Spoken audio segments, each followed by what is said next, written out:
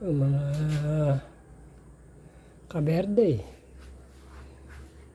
Berde nung may bahay. Patay ko na isang lalaki. Lalaking binatilyo. Patayin yan. Dalawa yun eh. Di pinapatay. Isa lang napatay ng berde ng biyanang ko yan. Berde naman yung isa. Wala eh.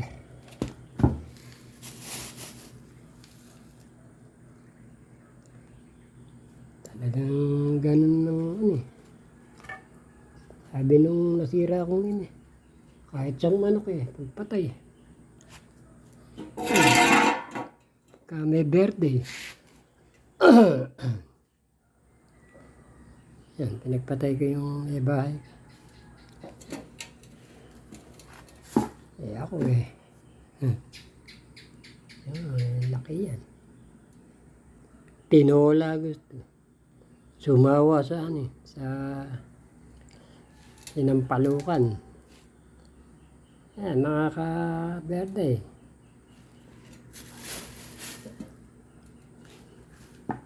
Maaga kong pinatay.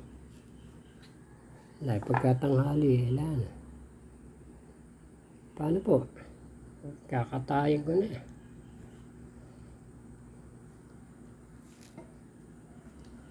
Yan. Tandang yan. Haba ng pa.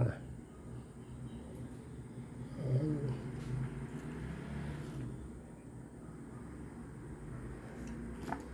Eh, pinupulok nung tandang ko dun. Eh, ayos na eh, mabait naman.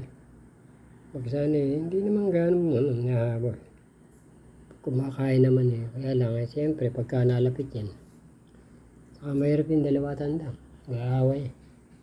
Pag lumaki yan at lalaban niya. Eh, ngayon, hindi na siya makakalaban. Kawali na laban niya.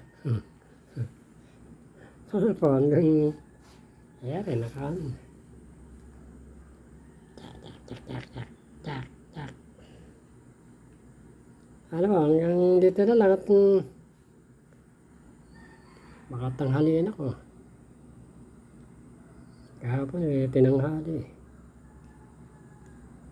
Hanggang dito na lang po, mga ka-berde. Yan. Salamat sa panonood.